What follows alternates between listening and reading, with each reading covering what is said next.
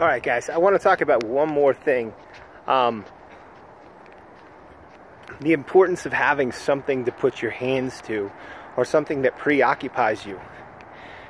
It's really important to have something that you can put your hands to. For me, one of the things that's been my outlet ever since I was a child, when I was depressed, when I went through anything difficult, has been writing music. I love to write music.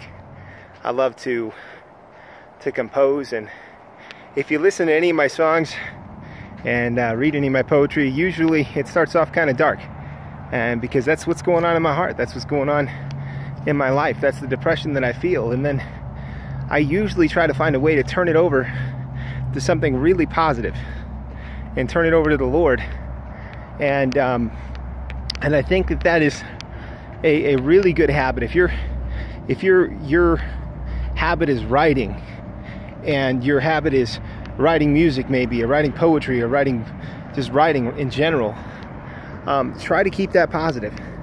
Try to put some sort of focus on something positive. Don't let it dwell on the negative, because if you dwell on the negative, it's just going to corrupt your heart. It's not going to be a release. But sometimes you got to open that stuff out, and you got to talk about that. You got to say, hey, this is what I'm feeling right now, and I know what I should be feeling, and I know where I should be, and this is where I want to be. This is where I am. This is where I was, and this is where I'm going.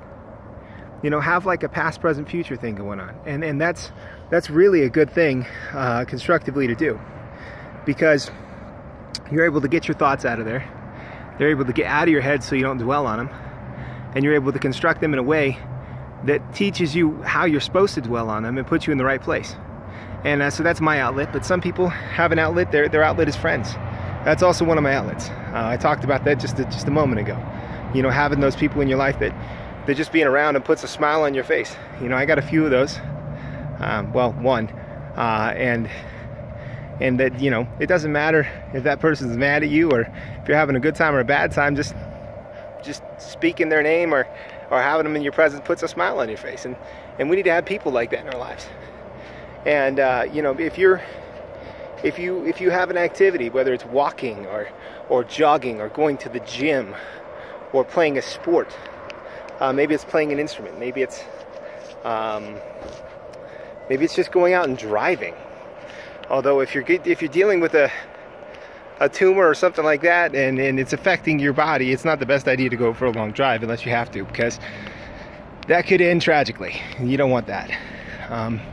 So better to probably find another outlet. But if you have an outlet that you can do that takes your mind off of reality and just lets you veg out. Some people, maybe it's watching the movies.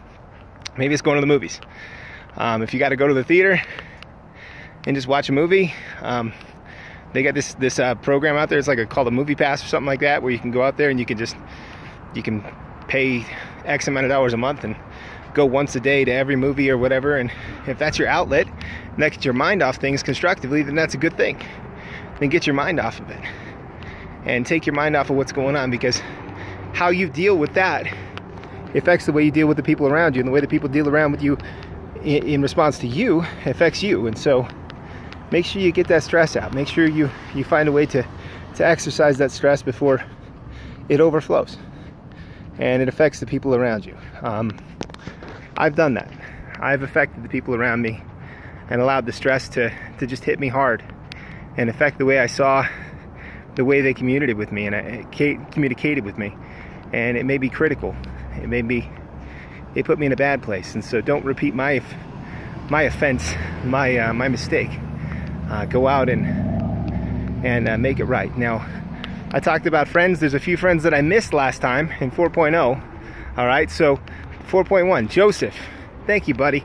I appreciate you for being there, for talking with me, and you know, for helping me see the light in a couple ways. And thank you. I appreciate that, bud. More than you know. Let's see. My sister, Leah, I haven't talked to you, but we grew up together. We shared a lot of experiences together, and I just want to know that you know that I appreciate you and I care for you. There's a lot of people in my life who have just overwhelmingly impacted me. Wendy, congratulations on doing so well on your weight class. I am proud of you, girl. Keep it up. And thank you for the continued communications and uplifting that you're doing. There are people on my Facebook that I don't even know, I've never met, who are communicating with me. Thank you. If I've never met you and you're talking to me and you're giving me advice and giving me encouragement, thank you for that. And I just appreciate every single one of you in my life. You guys are great. And this is 4.1, I guess. So have a great day. Love you guys.